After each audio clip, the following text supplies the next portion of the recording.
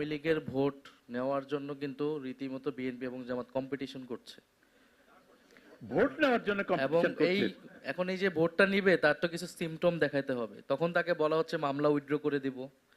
এবং এবং আপনি আপনি আমি যদি রিসেন্ট একটা উদাহরণ দেই, আমাদের দক্ষিণাঞ্চলের যিনি মুখ্য সংগঠক হাসনাত আব্দুল্লাহ, তার যে নির্বাচনী এলাকা দেবিদ্বার, সেখানে কিন্তু গতকাল না পরশুদিন 200 আওয়ামী লীগ কর্মী এটা বিএনপিতে যোগদান করেছে, ঘটা করে আয়োজন করে মিডিয়ার সামনে, সকলের সামনে, এসপির সামনে তারা এসে বিএনপিতে যোগদান করেছে, যেখানে জুলাই গণহত্যার মামলার আসামিরাও রয়েছে। এবং যখন পুলিশের সাথে কথা বলা হয়েছে, আমরা আইজিপির সাথে কথা বলেছি এই এসপি কিভাবে আসলো, তারা এই কাজ করতেছে, তারা কোনো জবাব দিতে পারতেছে না। ফলে এরকম এটা একটা উদাহরণ শুধু, এরকম কিন্তু অনেক উদাহরণ আমরা দেখতে পাচ্ছি। এখন মিডিয়া যদি মিথ্যা হয় সবগুলাই, সেটা কিন্তু সেই দলের দায়িত্ব সেটাকে ভুল প্রমাণ করা। আওয়ামী লীগ প্রশ্নে আরেকটা কথা অল্প করে বলে রাখি, আওয়ামী লীগ প্রশ্নটা কিন্তু আমরা সমাধান করতে পারি নাই। ট্রুথ কমিশনের আলাপ এসেছিল, সেটাও আমরা করতে পারি নাই। এখন সোসাইটিতে যে আওয়ামী লীগ যারা সাপোর্ট করেছে বা গণহত্যায় বা সন্ত্রাসে জড়িত ছিল না, তাদেরকে তাদের নাগরিক বা রাজনৈতিক অধিকার যে থাকতে পারে, যে কোনো দলে জয়েন করতে পারে, সেটা স্পষ্টভাবে বলতে হবে। এবং সেই ডিফারেন্সিয়েটটা আমাদের করা উচিত ছিল যে ফ্যাসিস্ট যে কোনো দলকে সমর্থন করাটা নৈতিকভাবে অপরাধ, কিন্তু তারা ক্ষমা চেয়ে সমাজে রিহেবিলিটেট হইতে পারে। আর যারা গণহত্যায় যুক্ত ছিল, রিকনসিলিয়েশন কমিশন করার পক্ষে, আমরা এটা করার পক্ষে। এবং এটা করার কারণ জন্য যদি এইটা উদ্যোগ যদি আমরা নেওয়া হয়, তাহলে সেই উদ্যোগটা যত দ্রুত সম্ভব নেওয়া উচিত কারণ বলে আপনি এইটা মনে যদি করেন? না হয়, আওয়ামী লীগের এই কোশ্চেনটা বারবার আসবে এবং এটা আমাদেরকে ভোগাতে হবে। আমাদের এই অনুষ্ঠানে উপস্থিত রয়েছেন যে রাজনীতিকরা, আমার সর্বভামে বাংলাদেশ জামায়াতে ইসলামীর সহকারী সেক্রেটারি জেনারেল হামিদুর রহমান আজাদ, তারপরে রয়েছেন বাংলাদেশ জাতীয়তাবাদী দলের মহাসচিব মির্জা ফখরুল ইসলাম আলমগীর, তারপর রয়েছেন বাংলাদেশের কমিউনিস্ট পার্টির সাবেক সভাপতি এবং বর্তমানে প্রেসিডিয়াম সদস্য মুজাহিদুল ইসলাম সেলিম, আর তারপরে রয়েছেন জাতীয় নাগরিক পার্টি এনসিপির আহ্বায়ক নাহিদ ইসলাম। এবার আমরা জাতীয় নাগরিক কমিটির জাতীয় ন্যাশনাল সিটিজেন্স পার্টি তার আহ্বায়ক নাহিদ ইসলামের কথা শুনব। ওই মাইকটা না।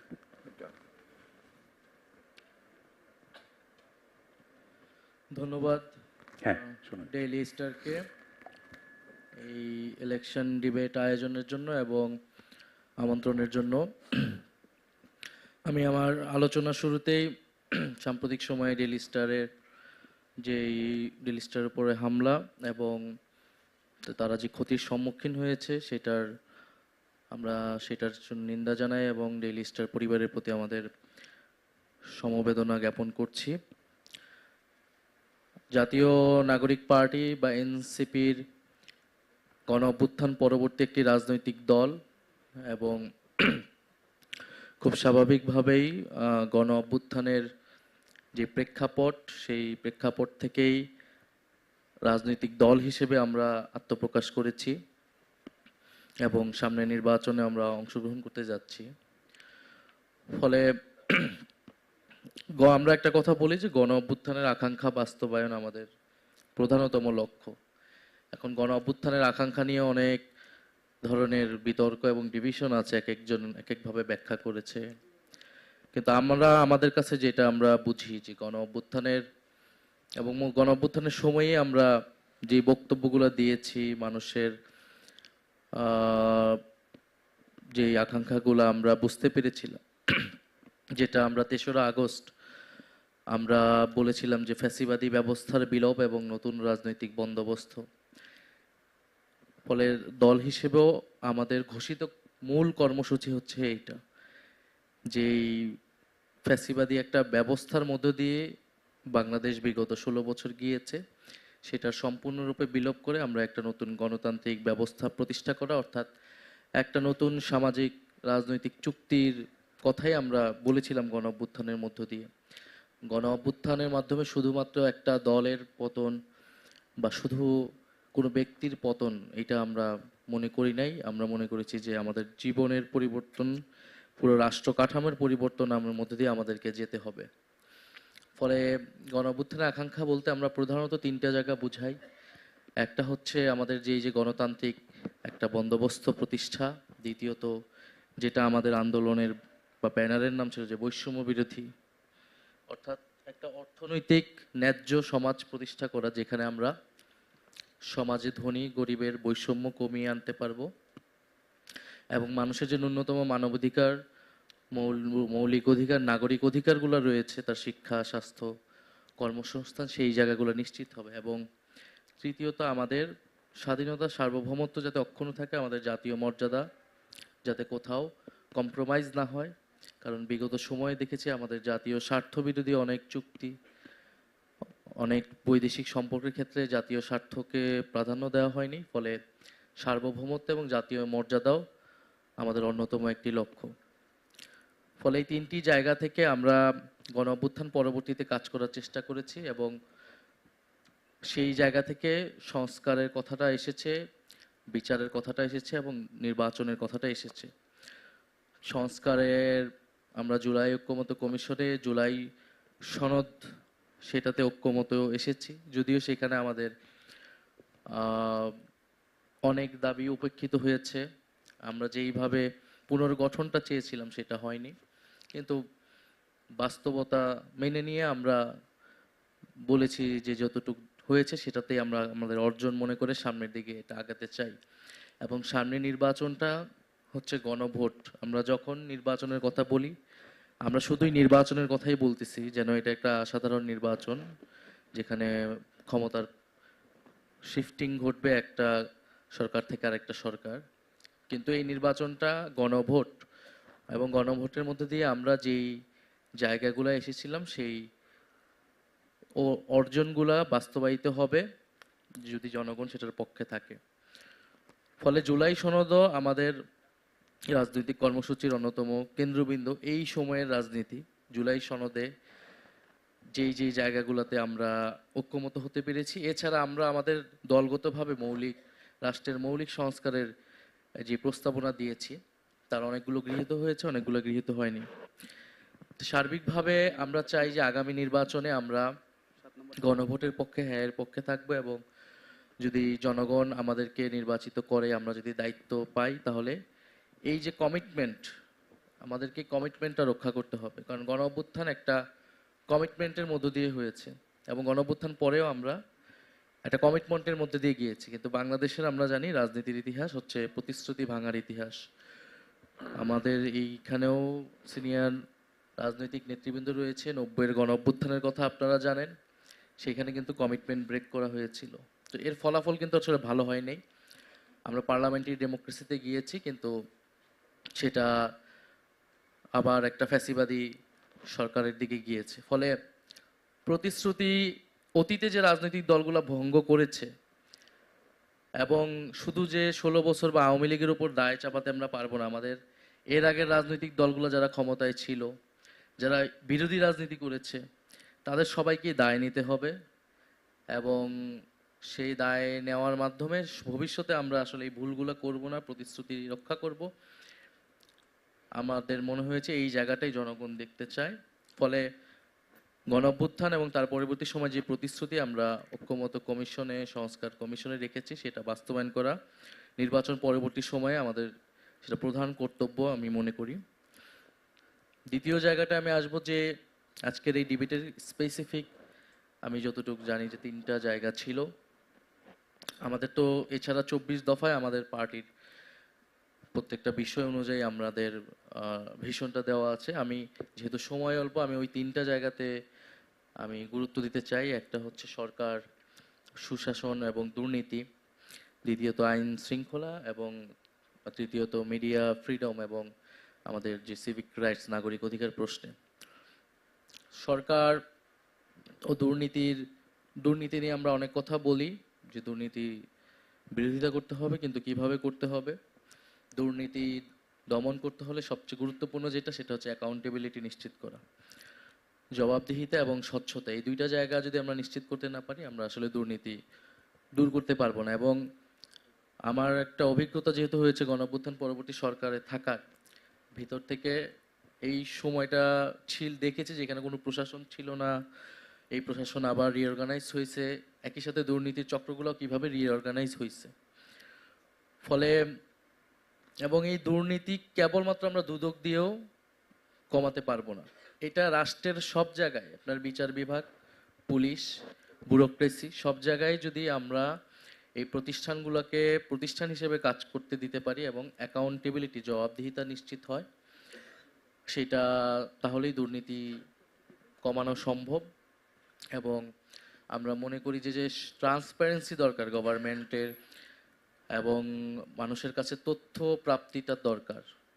আমরা যখন সরকারের বিভিন্ন প্রকল্প নিচ্ছি, বাজেট হচ্ছে জাতীয় এবং স্থানীয় পর্যায়ে, এই তথ্যগুলা জনগণের কাছে উন্মুক্ত করতে হবে আরো ব্যাপকভাবে। সেজন্য আমরা মনে করি যে একটা কর্মসূচি আমাদের নিতে হবে সরকারের জায়গা থেকে, সেটা হচ্ছে হিসাব দাও।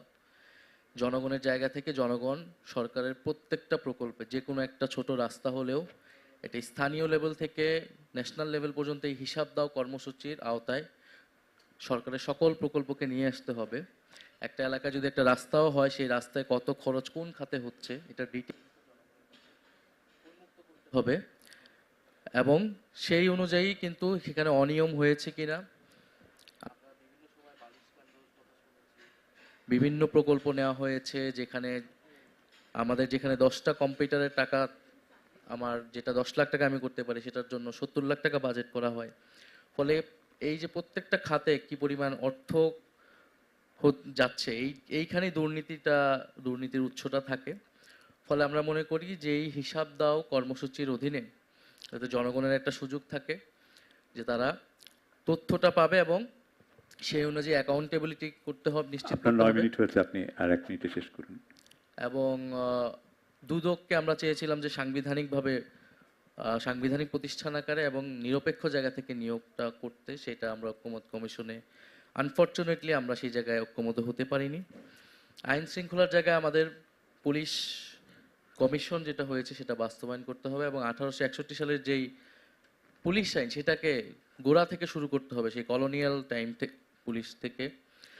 এবং মিডিয়া ফ্রিডমের ব্যাপারে আমরা বলবো যে মিডিয়ার ফ্রিডম যেমন নিশ্চিত করতে হবে, অ্যাকাউন্টেবিলিটিও নিশ্চিত করতে হবে। বিশেষত বিগত 15-16 বছরের ফ্যাসিবাদী আমলের যে মিডিয়ার রোল, সেইটা নিয়ে আমাদের আরও বিস্তর পর্যালোচনা লাগবে। এবং সর্বোপরি সিভিক রাইটসের প্রশ্নে আমাদের এই মুহূর্তে যে সংকট, যে একটা সামাজিক ফ্যাসিবাদের উত্থান আমরা দেখতে পাচ্ছি, সেটার জন্য আমাদের একটা তো রাষ্ট্রের জায়গা থেকে, সরকারের জায়গা থেকে কাজ, দ্বিতীয়ত হচ্ছে আমাদের নতুন সিভিল সোসাইটি লাগবে, নাগরিক সমাজ লাগবে, পলিটিক্যাল কমিউনিটি লাগবে, যেখানে রেসপন্সিবল সিটিজেন গ্রো করবে, যারা আমাদের এই নাগরিক অধিকারের প্রশ্নে কথা বলতে পারবে। ধন্যবাদ।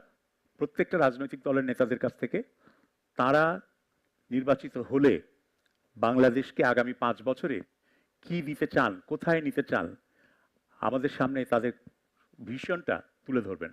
তাদের দৃশ্যকল্প বা যে রূপ তারা দেখতে চান, সেই রূপকল্পটা আমাদের কাছে তুলে ধরবেন। সেটার জন্য 10 মিনিট করে প্রত্যেকে সময় পাবেন। আমি শুরুতেই আমার বাঁয়ে যিনি আছেন, একদম সর্ববাঁয়ে, হামিদুর রহমান আজাদ, তার কাছ থেকে শুনতে চাই। প্রথমেই 10 মিনিট। 9 মিনিট হলে আমি কিন্তু একটা সতর্কতা দেব যে আর 1 মিনিট আছে, তার মধ্যে শেষ করতে হবে আপনাকে 10 মিনিটের মধ্যে।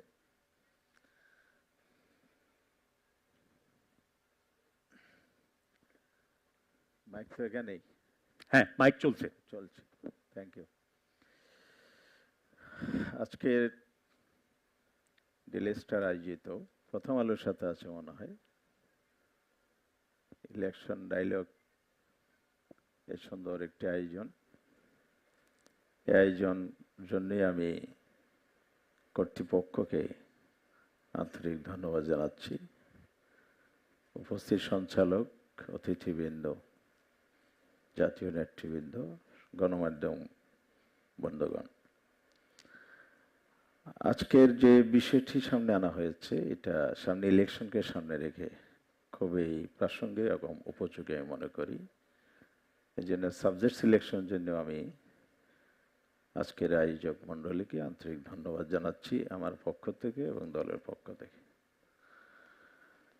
আমরা যে প্রেক্ষাপটে এখানে আছি, বাংলাদেশে একটা পরিবর্তন এসেছে 24 সালে 5ই আগস্ট।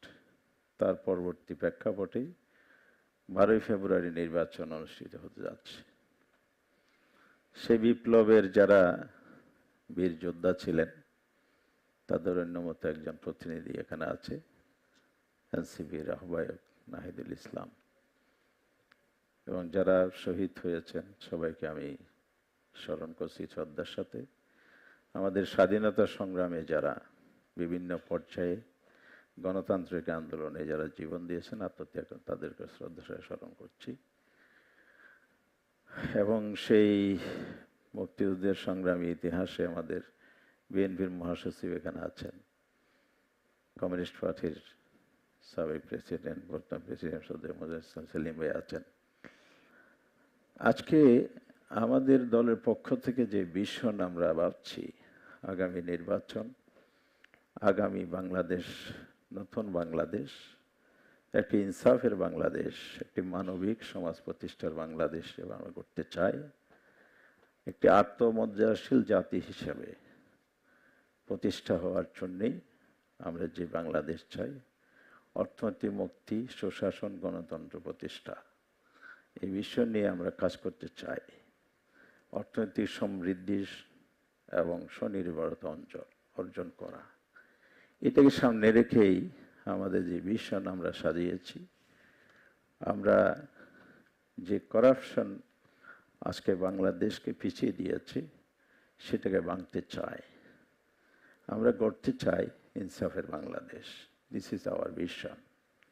এই ভিশন সামনে রেখে আমরা যেই কর্মসূচি গ্রহণ করেছি, সেখানে প্রথম কথা হচ্ছে আমরা বাংলাদেশকে এমনভাবে গড়তে চাই যেখানে দুর্নীতি চিরবিদায় হবে, যেখানে দুর্বৃত্তায়ন বিদায় হবে, সন্ত্রাস বিদায় হবে, আইন শৃঙ্খলাকে আমরা নতুনভাবে ঢেলে সাজাতে চাই। মায়ের কোলে যেমন শিশু নিরাপদ, বাংলাদেশের নাগরিক যেন আগামী প্রজন্ম সেরকম একটা নিরাপদ বাংলাদেশ করতে পারে।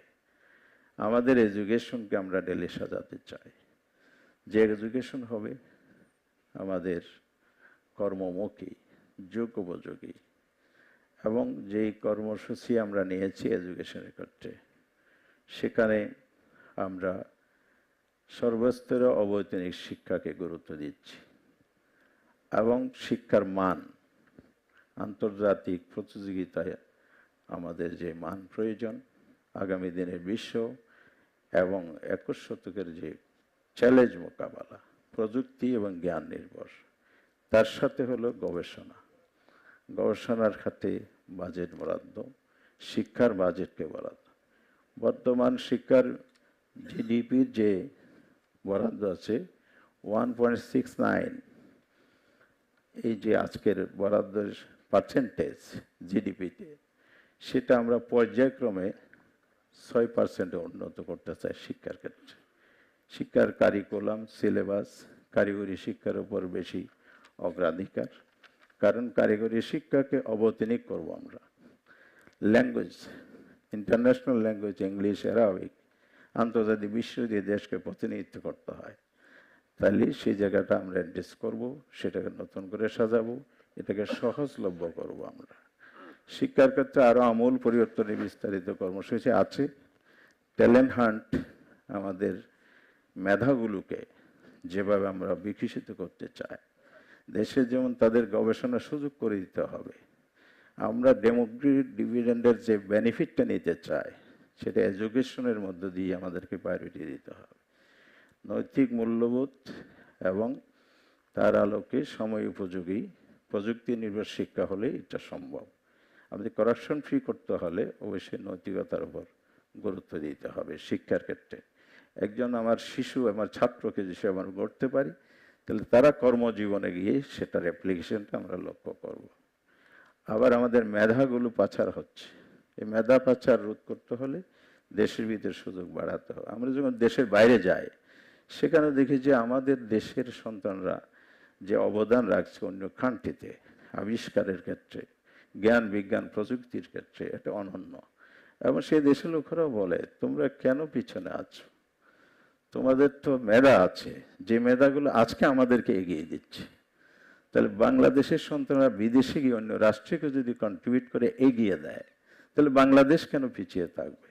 তাহলে আমরা মেধা পাচার রোধ করতে হলে ফ্যাসিলিটিগুলো বাড়াতে হবে, রিসার্চ বাড়াতে হবে, সুযোগ তৈরি করে দিতে হবে। স্বাধীনতার 54 বছর পর আমরা বিগত দিনের যে ব্যর্থতার গ্লানি টেনে আনতেছি, এই কারণে আমাদের কিন্তু এডুকেশন যেন এই দুরবস্থায় আছে। অন্যদিকে আমাদের অর্থনীতি কিন্তু পিছনে পড়ে আছে।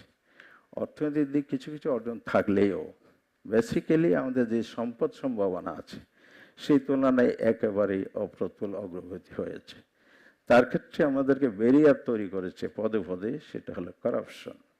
সেই জায়গাটা যদি আমরা বেরিয়ে আসতে পারি, 0 পয়েন্টে আমরা যদি নিয়ে আসতে পারি, তাহলে এটা সম্ভব। এটা কিভাবে হবে? এটার জন্য আমাদেরকে সব ক্ষেত্রে একটা ফ্যাসিলিটি বাড়াতে হবে। শিক্ষকরা কেন রাস্তায় নামে? তাহলে আমাদের এটা অ্যাড্রেস করতে হবে। আজকে পুলিশ সহ আমলাতন্ত্রের বিভিন্ন রন্ধ্রে করাপশন ঢুকেছে, এটা কেন হয়? এটা হলো নৈতিকতা, সততা, জবাবদিহিতা নেই, সুশাসন নেই। অন্যদিকে ফ্যাসিলিটির জায়গাটাও অবশ্যই গুরুত্বপূর্ণ। এই জায়গাগুলোতে আমাদেরকে অবশ্যই অ্যাড্রেস করতে হবে, সেও আমরা এগুলোকে ডেলে সাজাবো। এর সাথে আমরা অর্থনীতির ক্ষেত্রে দেখেন বাণিজ্য ঘাটতি অনেকগুলো দেশের সাথে একটা বিশাল তফাৎ। প্রতিবেশী রাষ্ট্রগুলো দেখেন, আদার্স কান্ট্রি দেখেন, বিভিন্ন জায়গায় এক্সপোর্টের ক্ষেত্রে যেমন একটা বস্ত্র শিল্পই আমাদের একটা বেশিরভাগ আমাদের এক্সপোর্টের আইটেম। এটাকে আমরা বৈচিত্র্যময় করতে পারি, বহুমুখীকরণ করতে পারি। এবং ট্যাক্সেসের জায়গায় যে করাপশন তৈরি হয়েছে, সারা ঠিকভাবে ট্যাক্স দিচ্ছে তারাই হয়রানি বেশি শিকার হয়, ট্যাক্স ফাঁকি যারা দিচ্ছে তারাই আসলে বেনিফিটেড হচ্ছে।